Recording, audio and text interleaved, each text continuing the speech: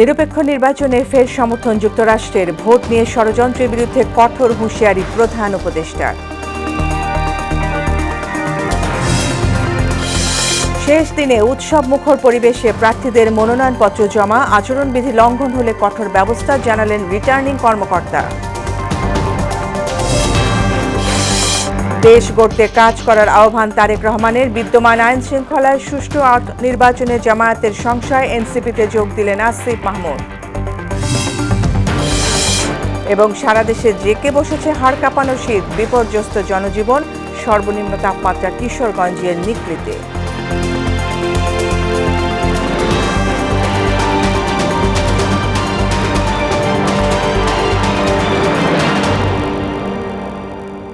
আসসালামু আলাইকুম, সবাইকে মোহনা সংবাদে স্বাগত। শুনছিলেন শিরোনাম, পুরো সংবাদের সঙ্গে আছি ফারজানা ইয়াসমিন।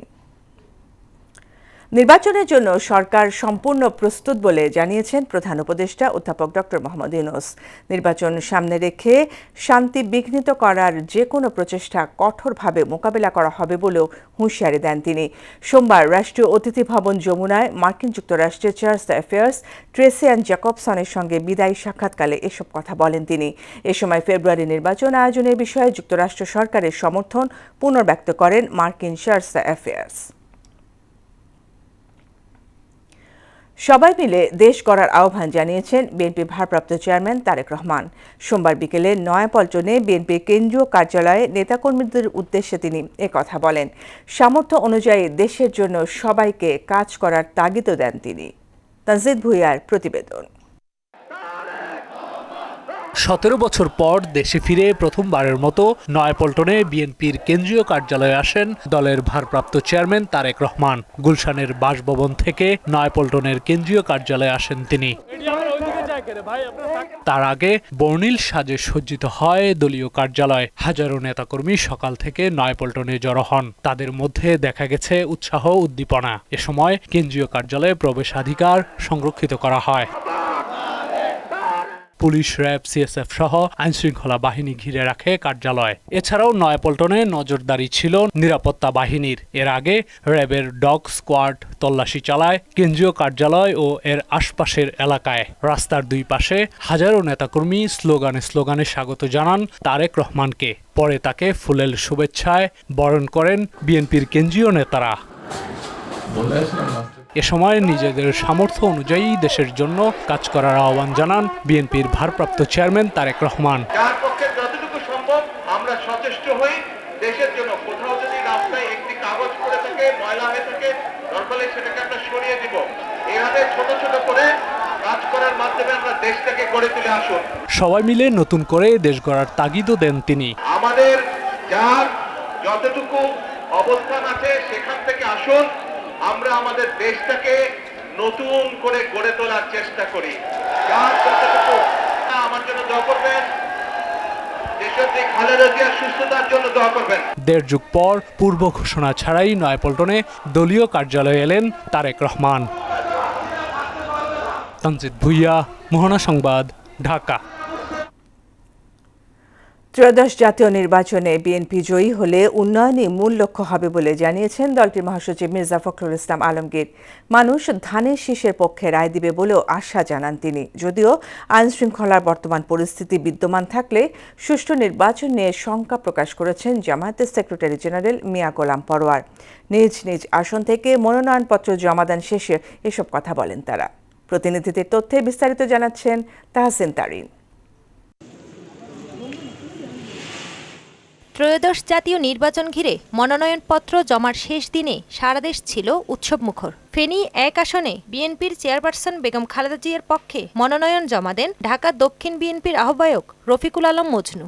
এছাড়া বিএনপি থেকে ফেনী 2 আসনে অধ্যাপক জয়নাল আবেদীন ভিপি এবং ফেনী 3 আসনে মনোনয়নপত্র দাখিল করেন আব্দুল আওয়াল মিন্টু। এই জেলার 3টি আসনে মনোনয়ন সংগ্রহ করেন বিভিন্ন রাজনৈতিক দল ও স্বতন্ত্র প্রার্থীসহ 45 জন। বেগম খালেদা জিয়ার পক্ষে আমরা ফেনী 1-এর যে আমাদের যে মনোনয়ন সেটা আমরা সকলে একসঙ্গে মিলে আমরা সেটা জমা দিয়েছি। বগুড়া 7 আসন থেকে বেগম খালেদা জিয়া ও বগুড়া 6 থেকে তারেক রহমানের পক্ষে মনোনয়ন জমা দিয়েছেন জেলা বিএনপির নেতারা। রিটার্নিং কর্মকর্তার কার্যালয়ে মনোনয়ন জমা দেয়া হয়। শেষ দিনে ঠাকুরগাঁও ১ আসনে বিএনপি মহাসচিব মির্জা ফখরুল ইসলাম আলমগীর মনোনয়নপত্র দাখিল করেছেন। জনগণ স্বতঃস্ফূর্তভাবে ধানের শীষে ভোট দেবেন বলে আশা ব্যক্ত করেন তিনি। আমাদের আর্থসামাজিক ব্যবস্থাকে উন্নত করা এবং অর্থনৈতিক যে কর্মকাণ্ড তাকে আরো বৃদ্ধি করা, মানুষের কর্মসংস্থান সৃষ্টি করা, এই বিষয়গুলোকে আমরা গুরুত্ব আরোপ করব। খুলনার বিভিন্ন আসন থেকে বিএনপি, জামায়াত ইসলামী আন্দোলন সহ বিভিন্ন রাজনৈতিক দল, স্বতন্ত্র প্রার্থীরা মনোনয়নপত্র জমা দিয়েছেন। খুলনা ৫ আসনে মনোনয়নপত্র জমা দিয়ে জামায়াতের সেক্রেটারি জেনারেল মিয়া গোলাম পরোয়ার বলেন, জনগণের প্রত্যাশা অনুযায়ী সুষ্ঠু ও গ্রহণযোগ্য নির্বাচন নিয়ে সংখ্যা আছে। আমরা আগামী নির্বাচনে দেশবাসীকে এই পরিবর্তনের পক্ষে ভোট দেওয়ার জন্য আমরা আহ্বান জানাই। আমাদের এই জোয়ার, জনগণের এই জাগরণ দেখে প্রতিপক্ষের কিছুটা গাত্রদাহ হয়েছে, তারা ষড়যন্ত্র করছেন। সিলেটের ৬টি আসনে মনোনয়নপত্র জমা দিয়েছেন প্রার্থীরা। জেলা রিটার্নিং অফিসারের কাছে এইসব মনোনয়নপত্র জমা দেওয়া হয়। চট্টগ্রামের ১৬টি আসনেও বিএনপি, জামায়াত, এনসিপি সহ বিভিন্ন রাজনৈতিক দলের প্রার্থীরা নিজেদের মনোনয়ন দাখিল করেছেন। গাজীপুর ১ আসনে মনোনয়নপত্র জমা দিয়েছেন বিএনপি, জামায়াত, এনসিপি সহ বিভিন্ন রাজনৈতিক দল ও স্বতন্ত্র প্রার্থীরা। এছাড়া নারায়ণগঞ্জ জেলার ৫টি আসনে উৎসবমুখর পরিবেশে মনোনয়নপত্র জমা দেওয়া হয়েছে। ময়মনসিংহ জেলার ১১টি আসনে মনোনয়নপত্র দাখিল করেন প্রার্থীরা। বাগেরহাট ৩ আসনে মনোনয়নপত্র জমা দিয়েছেন বিএনপি প্রার্থী শেখ ফরিদুল ইসলাম ও জামায়াতের অ্যাডভোকেট শেখ ওয়াদুদ। বান্দরবান রিটার্নিং কর্মকর্তার কার্যালয়ে মনোনয়নপত্র জমা দিয়েছেন বিএনপির সাচিং ক্রুজেরি। ফরিদপুরে মনোনয়নপত্র জমা দিয়েছেন বিএনপির শহীদুল ইসলাম বাবুল ও শামা ওবায়েদ। মনোনয়ন জমা দিয়ে নিজেদের জয়ের বিষয়ে আশা ব্যক্ত করেন প্রার্থীরা। তাহসিন তারিন, মোহনা সংবাদ। এদিকে জাতীয় নাগরিক পার্টিতে যোগ দিলেন অন্তর্বর্তী সরকারের সাবেক উপদেষ্টা আসিফ মাহমুদ। তবে তিনি আসন্ন জাতীয় নির্বাচনে অংশ নেবেন না। এখন থেকে এনসিপির মুখপাত্রের দায়িত্ব পালন করবেন তিনি। সোমবার সন্ধ্যায় রাজধানীর বাংলা মোটরে এনসিপির কার্যালয়ে সংবাদ সম্মেলনে এসব কথা জানান দলের আহ্বায়ক নাহিদ ইসলাম। নাহিদ ইসলাম সংবাদ সম্মেলনে বলেন, অনলাইনে এনসিপির রাজনৈতিক পর্ষদের জরুরি সভা হয়েছে। এতে আসিফ মাহমুদকে দলের মুখপাত্রের দায়িত্ব দেওয়ার সিদ্ধান্ত হয়েছে। আজকে আনুষ্ঠানিকভাবে জনাব আসিফ মাহমুদ সজীব ভুঁইয়া জাতীয় নাগরিক পার্টি এনসিপিতে যোগদান করলেন। আমরা আশা করব আসিফ মাহমুদ সজীব ভুঁইয়ার সাথে আমাদের এই পথ চলা পুরাতন দিনগুলোর মতোই সামনের দিনগুলোতেও আমাদের যে লক্ষ্য, আমাদের যে উদ্দেশ্য, সেটা বাস্তবায়নে সহায়ক হবে। এই গণঅভ্যুত্থানের যে আকাঙ্ক্ষা বাস্তবায়নের জন্য এই নির্বাচনকে কেন্দ্র করে আবার সময় এসেছে ঐক্যবদ্ধ হওয়ার। এই জায়গা থেকে আমি জাতীয় নাগরিক পার্টি এনসিপিতে আজকে যোগদান করছি। শেষ হয়েছে জাতীয় সংসদ নির্বাচন ও গণভোটের মনোনয়নপত্র জমা। শেষ দিনে ১৭৪টি মনোনয়নপত্র জমা পড়েছে। সব মিলিয়ে পড়েছে ২৫৩টি। সোমবার দিনব্যাপী উৎসবমুখর পরিবেশে মনোনয়নপত্র দাখিল করেন বিভিন্ন রাজনৈতিক দলের নেতাকর্মীরা। যদিও আচরণবিধি ও পক্ষপাতের অভিযোগ করেন অনেকেই। মুদাসসির আলী প্রতিবেদন। সোমবার ছিল ত্রয়োদশ জাতীয় সংসদ নির্বাচনের মনোনয়ন জমাদানের শেষ দিন। তাই রাজধানীর সেগুনবাগিচায় বিভাগীয় কমিশনারের কার্যালয়ে বিভিন্ন রাজনৈতিক দলের নেতাকর্মীদের উপচে পড়া ভিড়। ঢাকার বিভিন্ন আসন থেকে বিভিন্ন দলের প্রার্থীরা মনোনয়ন জমা দিয়ে জানান নিজেদের কথা। স্বতন্ত্র প্রার্থীরাও জমা দেন মনোনয়নপত্র। জনগণের মধ্যে আস্থা আছে, সে স্বতন্ত্র হোক, দলীয় হোক, নির্দলীয় হোক, তারা তাদের প্রার্থী যাচাই এবং বাছাই করে তাদের মনের মতো প্রার্থীকে তারা ভোট দিবে। নির্বাচনের পরিবেশ তো মাঠে গেলে বোঝা যাবে কে কারে ঠ্যাঙ্গায়, এটা তো এখন বোঝা যাচ্ছে না যে আমরা নির্বাচনে মাঠে গিয়ে বাধার সম্মুখীন হব নাকি সুস্থ। দেখি বিচার সংস্কার, গণহত্যার বিচার এবং আধিপত্যবাদের বিরুদ্ধে এই জোট সম্মিলিতভাবে নির্বাচনে অংশগ্রহণ করবে। আচরণবিধি লঙ্ঘন ও পক্ষপাতের অভিযোগ করেন অনেকে। যাকে আমরা ঢাকা ৬ থেকে দেওয়া হয়েছে ঢাকা ৭-এ, তাকে আমি আন্দোলন সংগ্রামে রাজপথে কখনো দেখি নাই। সেই লোক কিভাবে কোন অদৃশ্য কারণে নমিনেশন পেল, এটা ঢাকা ৭ আসনের জনগণের জিজ্ঞাসা। নির্বাচন কমিশনের যে বিধিমালা এবং যেই নীতিমালাগুলো যে কোথাও দেখছি না। এদিকে ঢাকা ১৭ আসনে বিএনপির ভারপ্রাপ্ত চেয়ারম্যান তারেক রহমানের মনোনয়ন ফর্ম জমা দিয়েছেন দলটির চেয়ারপারসনের উপদেষ্টা আব্দুস সালামের নেতৃত্বে ৫ সদস্য প্রতিনিধি দল। গণতন্ত্রে উত্তরণের জন্য আগামী নির্বাচন সুষ্ঠু হবে বলে প্রত্যাশা করেন তিনি। দেশে গণতন্ত্রকে ফিরে আনার জন্য, দেশে একটি স্থিতিশীল পার্লামেন্টের ডেমোক্রেসি ফিরে পাওয়ার জন্য, দেশকে উন্নয়নের ধারে নিয়ে যাওয়ার জন্য আগামী দিনে তারা দেশনায়ক তারেক রহমানের পক্ষে ঢাকা ১৭ ধানের শীষে ভোট দিয়ে তাকে বিপুল ভোটে নির্বাচিত করবে। মনোনয়ন জমাদানের কার্যক্রম শেষ হবার পর এ নিয়ে বিস্তারিত জানান বিভাগীয় কমিশনার শরফ উদ্দিন আহমদ চৌধুরী।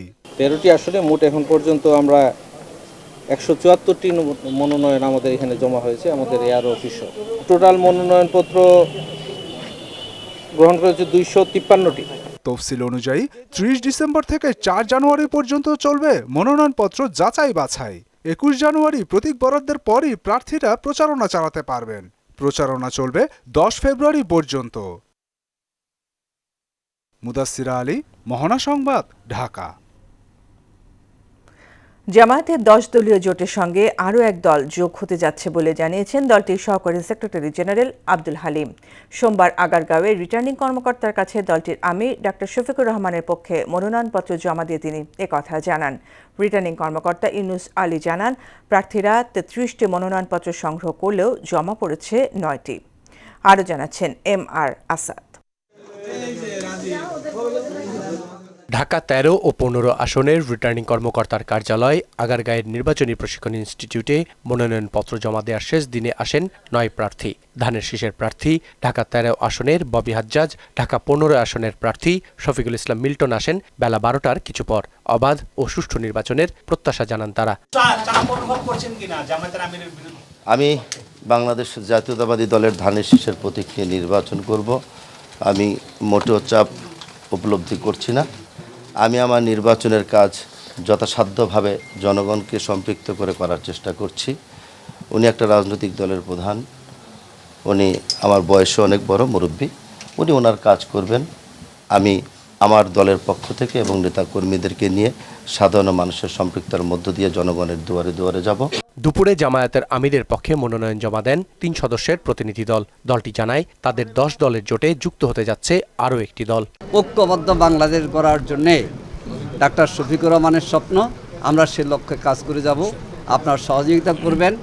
১০ দলের সাথে আরেকটি দলও আমাদের সাথে নির্বাচনী সমঝোতা আসছে, শীঘ্রই আপনার সে নাম আমরা জানাবো। রিটার্নিং কর্মকর্তা জানান ৩৩টি মনোনয়নপত্র সংগ্রহের বিপরীতে জমা পড়েছে ৯টি। অদ্যাবধি আমাদের কার্যালয় হতে ৩৩টি মনোনয়নপত্র বিতরণ করা হয়েছে এবং এখন পর্যন্ত আমরা ৯টি মনোনয়নপত্র দাখিল হয়েছে। MR আসাদ, মোহনা সংবাদ, ঢাকা। মুন্সিগঞ্জ ২ আসনে জাতীয় সংসদ নির্বাচনে ধানের শীষের প্রার্থী হিসেবে মনোনয়নপত্র জমা দিয়েছেন বিএনপির যুগ্ম মহাসচিব অ্যাডভোকেট আব্দুস সালাম আজাদ। সোমবার দুপুরে লৌহজং উপজেলা সহকারী রিটার্নিং অফিসারের কার্যালয়ে মনোনয়নপত্র দাখিল করেন তিনি। এ সময় আব্দুস সালাম আজাদ বলেন, ১৭ বছর মানুষ ভোট দিতে পারেনি, তাই অন্তর্বর্তী সরকারের নেতৃত্বে সুষ্ঠু নির্বাচনে প্রত্যাশা জানান তিনি। হুমায়ুন কবিরের প্রতিবেদন। মুন্সিগঞ্জ ২ আসনে ধানের শীষের মনোনীত প্রার্থী অ্যাডভোকেট আব্দুস সালাম আজাদ লোহজং উপজেলা বিএনপি কার্যালয়ে বেগম খালেদা জিয়ার সুস্থতা কামনায় মিলাদ ও দোয়া মাহফিলে অংশ নেন। পরে জাতীয় সংসদ নির্বাচনে উপজেলা সহকারী রিটার্নিং অফিসারের কার্যালয়ে মনোনয়নপত্র জমা দেন তিনি। এ সময় তার সঙ্গে ছিলেন বিএনপির প্রান্তিক জনগোষ্ঠী উন্নয়ন বিষয়ক সম্পাদক MA মালিক ও নির্বাহী কমিটির সদস্য বাউল আহমেদ। এই সময় গণমাধ্যমের সঙ্গে কথা বলেন আব্দুস সালাম আজাদ। ভোট ও গণতন্ত্র প্রতিষ্ঠায় শহীদদের আত্মার শান্তি কামনা করে অবাধ ও সুষ্ঠু নির্বাচনের প্রত্যাশা করেন তিনি। আগামী দিনে যে নির্বাচনের জন্য এই জাতি এত ত্যাগ স্বীকার করেছেন, ছাত্র যুবক সমাজরা যে ত্যাগ স্বীকার করেছেন, ৫ই আগস্টের আন্দোলনের মধ্য দিয়ে এই ফ্যাসিস্টের বিদায় হয়েছে, সেই বীর পুরুষদের আমি স্মরণ করি এবং তাদেরকে ধন্যবাদ জানাই। জনগণের বিপুল ভোটে মুন্সিগঞ্জ ২ আসন থেকে সংসদ সদস্য নির্বাচিত হওয়ার প্রত্যাশা করেন ধানের শীষের এই প্রার্থী। আমি আশাবাদী এই আসনে জয় দিশা, অর্থাৎ আমি 100%। আমি নিজেকে বলতে পারি প্রায় ৪৭ বছর যাবৎ এই জাতীয়তাবাদী দলের সাথে আমি সম্পৃক্ত। এখানে ইউনিয়ন থেকে শুরু করে আমি কেন্দ্রে গিয়ে আজকে আমাদের নেতা ভারপ্রাপ্ত চেয়ারম্যান জনতা তারেক রহমান আমাকে যুগ্ম মহাসচিব বানিয়েছেন এবং সমস্ত কিছু মিলেই আমি আন্দোলনের সংগ্রামে সুখে দুঃখে সব কিছু মিলিয়ে আমি আমার নেতা কর্মীদের পাশে ছিলাম। সুষ্ঠু নির্বাচন আয়োজনে প্রশাসনের পক্ষ থেকে সব ধরনের প্রস্তুতি নেওয়া হয়েছে বলে জানান উপজেলা নির্বাহী অফিসার ফারজানা ববি মিতু। ত্রয়োদশ জাতীয় নির্বাচন এটা সুষ্ঠু, অবাধ এবং একদম নিউট্রাল হবে, এর বাইরে আসলে আমাদের আর কোনো নির্দেশনা নাই। গণভোট নিয়ে জনসচেতনতা বৃদ্ধির লক্ষ্যে পদক্ষেপ নেওয়া হয়েছে বলেও জানান তিনি। ভোটাররা যাতে নির্বিঘ্নে আসতে পারে এই জন্যই আসলে আমাদের সকল কার্যক্রম। হুমায়ুন কবির, মোহনা সংবাদ, মুন্সিগঞ্জ। অবশেষে নির্বাচনে অংশ নিতে বাধা কাটল নাগরিক ঐক্য সভাপতি মাহমুদুর রহমান মান্নার। সোমবার আপিল বিভাগের চেম্বার বিচারপতি রেজাউল হক ঋণ খেলাপি তালিকা থেকে মান্নার নাম স্থগিত করেন। বিষয়টি নিশ্চিত করে মান্নার আইনজীবী জানান, আপিল বিভাগের চেম্বার বিচারপতি এই তালিকা 8 সপ্তাহের জন্য স্থগিত করেছেন। ফলে মাহমুদুর রহমান মান্নার নির্বাচনে অংশ নিতে আর কোনো বাধা নেই। জুলাই গণ অভ্যুত্থানে শিক্ষার্থী আবু সাইদ হত্যা মামলার তদন্ত কর্মকর্তা রুহুল আমিনের পরবর্তী সাক্ষ্য গ্রহণ 6 জানুয়ারি ধার্য করেছেন আন্তর্জাতিক অপরাধ ট্রাইব্যুনাল। সোমবার ট্রাইব্যুনাল 2-এর তৃতীয় দিনের সাক্ষ্য গ্রহণ শেষে এই আদেশ দেন। এরপর তদন্ত কর্মকর্তাকে জেরা করেন আসামি পক্ষের আইনজীবীরা। এছাড়াও একই ট্রাইব্যুনালে জুলাই গণহত্যায় মানবতাবিরোধী অপরাধে বর্তমানে কার্যক্রম নিষিদ্ধ আওয়ামী লীগের সাধারণ সম্পাদক ওবায়দুল কাদের সহ 7 জনের বিরুদ্ধে দায়ের করা মামলা পূর্ণাঙ্গ ওয়ারেন্ট রিপোর্ট ট্রাইব্যুনালে না আসায় মামলাটি আদালতে ওঠেনি। সীমান্ত দিয়ে অপরাধীদের দেশ ত্যাগ বন্ধে বর্ডার গার্ড বাংলাদেশ বিজিবিকে সতর্ক থাকার নির্দেশ দিয়েছেন স্বরাষ্ট্র উপদেষ্টা জাহাঙ্গীর আলম চৌধুরী। সোমবার বিজিবির সদর দফতরে আয়োজিত এক অনুষ্ঠানে এর নির্দেশনা দেন তিনি। স্বরাষ্ট্র উপদেষ্টা বলেন, বিজিবির উন্নয়নে সর্বাত্মক প্রচেষ্টা অব্যাহত আছে। জাতীয় স্বার্থকে সমন্বিত রেখে সীমান্তে অতন্দ্র প্রহরী হয়ে নিষ্ঠার সঙ্গে দায়িত্ব পালন করতে হবে এই বাহিনীকে। জাতীয় নির্বাচনের প্রসঙ্গ টেনে তিনি বলেন, সুষ্ঠু এবং শান্তিপূর্ণ ভোট আয়োজনে সার্বিক প্রস্তুতি নিতে হবে। সারা দেশে জেঁকে বসেছে হাড় কাঁপানো শীত। আজ দেশের সর্বনিম্ন তাপমাত্রা কিশোরগঞ্জের নিকলিতে। ঘন কুয়াশার হিমেল হাওয়ায় বিপাকে পড়েছেন নিম্ন আয়ের মানুষ। প্রতিনিধিদের তথ্যে আরও জানাচ্ছেন আফরিন পপি। শীতে নাকাল যশোরের জনজীবন। সারাদিন সূর্যের দেখা মেলেনি। সত্য প্রবাহে ভোগান্তিতে পড়েছে শ্রমজীবী মানুষ। বিপাকে বয়স্ক ও শিশুরাও। গাতা ঠান্ডা, বাতাস লাগতেছে, গাতা চালাতে পারছি না, যাত্রী নেই। আবহাওয়া খুব জটিল এবং খুব কষ্ট হচ্ছে। আমরা সূর্যের কোনো আলো দেখছি না। শীতের দিন যাচ্ছে ততই বাড়ছে, আমরা কোনো কাজকর্ম করতে পারছি না। কুয়াশার জন্য গাড়ি চালাতে সমস্যা আছে, দেখা যায় না কিছু।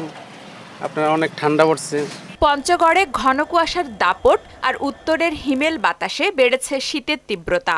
ভোর থেকে ঘন কুয়াশা ও হিমেল হাওয়ায় জুবুথুবু অবস্থা। প্রচণ্ড শীতে স্বাভাবিক কর্মকাণ্ড ব্যাহত হচ্ছে। পঞ্চগড় সর্ব উত্তরের জেলা, শীতের প্রকোপ অনেক বৃদ্ধি পেয়েছে, এই জন্য শীতজনিত রোগও বৃদ্ধি পেয়েছে। চুয়াডাঙ্গায় ক্রমেই বাড়ছে শীতের তীব্রতা। মৃদু সত্য প্রবাহ বয়ে যাওয়ায় কনকনে ঠান্ডা, হিমেল বাতাস ও ঘন কুয়াশায় বিপর্যস্ত হয়ে পড়েছে জনজীবন। অনেক শীত পড়ছে, গাড়ি ঘোড়া চালাতে পারিনি, কোনোদিন কুয়াশায় বেড়াতে পারিনি, খুব কষ্ট হয় শীতে। প্রচুর শীত, ঠিক আছে। সারা রাত থেকে আবার এই দিনের বেলা ডিউটি করা খুব সমস্যা হয়ে যাচ্ছে। উত্তরের জেলা দিনাজপুরে দেখা মিলছে না সূর্যের। হিমেল হাওয়ায় বেড়েছে শীতের প্রকোপ। কষ্ট বেড়েছে খেটে খাওয়া ও নিম্ন আয়ের মানুষের।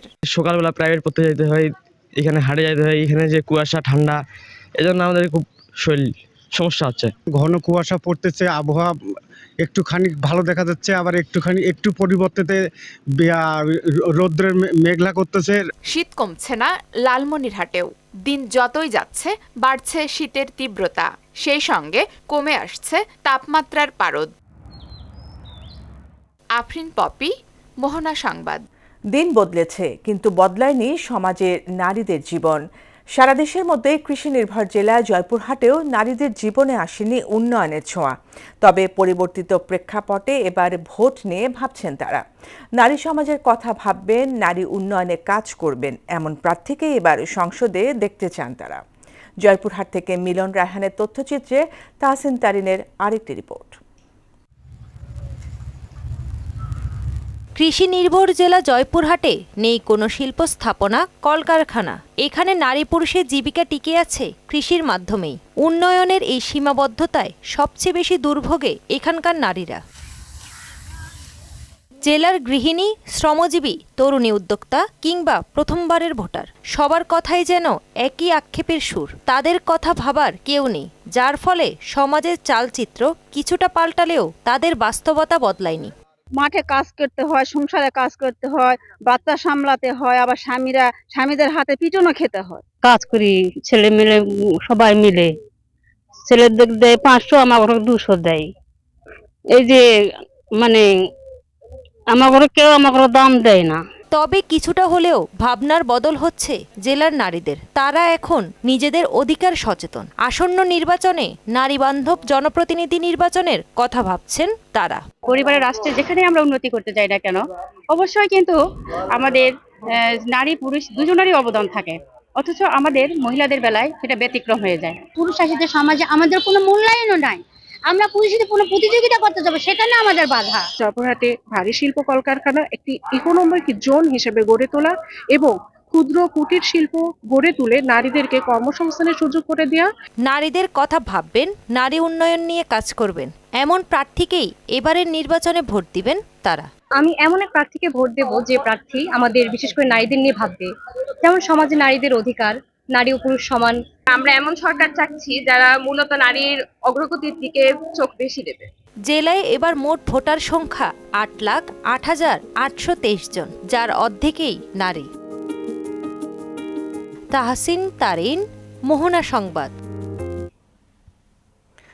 17 বছর পর তারেক রহমানের স্বদেশ প্রত্যাবর্তনে উদ্বেলিত বাংলাদেশ জাতীয়তাবাদী যুবদল। তার আগমনের মাধ্যমে গণতান্ত্রিক অগ্রযাত্রার পথে বাংলাদেশ এগিয়ে যাবে বলে মনে করছেন নেতাকর্মীরা। প্রায় 1.5 যুগ পরে সোমবার নয়াপল্টনে কেন্দ্রীয় কার্যালয়ে তাকে স্বাগত জানিয়েছেন যুবদলের কেন্দ্রীয় নেতারা।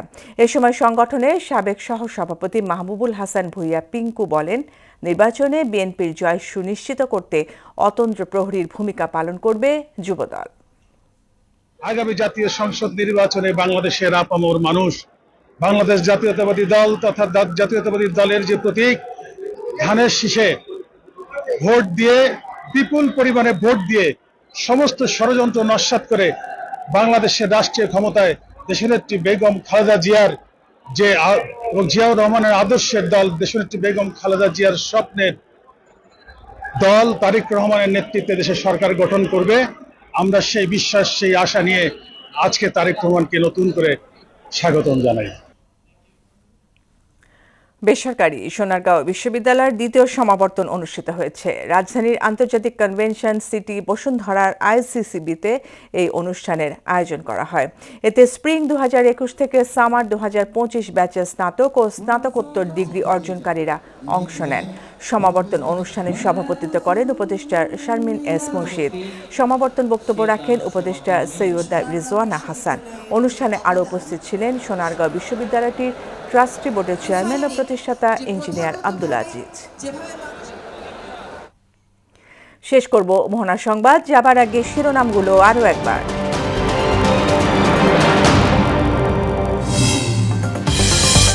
নিরপেক্ষ নির্বাচনে ফের সমর্থন যুক্তরাষ্ট্রের, ভোট নিয়ে ষড়যন্ত্রের বিরুদ্ধে কঠোর হুঁশিয়ারি প্রধান উপদেষ্টার। শেষ দিনে উৎসবমুখর পরিবেশে প্রার্থীদের মনোনয়নপত্র জমা, আচরণবিধি লঙ্ঘন হলে কঠোর ব্যবস্থা জানালেন রিটার্নিং কর্মকর্তা। দেশ করতে কাজ করার আহ্বান তারেক রহমানের। বিদ্যমান আইন শৃঙ্খলায় সুষ্ঠু নির্বাচনে জামায়াতের সংশয়, এনসিপিতে যোগ দিলেন আসিফ মাহমুদ। এবং সারা দেশে জেঁকে বসেছে হাড় কাঁপানো শীত, বিপর্যস্ত জনজীবন, সর্বনিম্ন তাপমাত্রা কিশোরগঞ্জের নিকৃতে।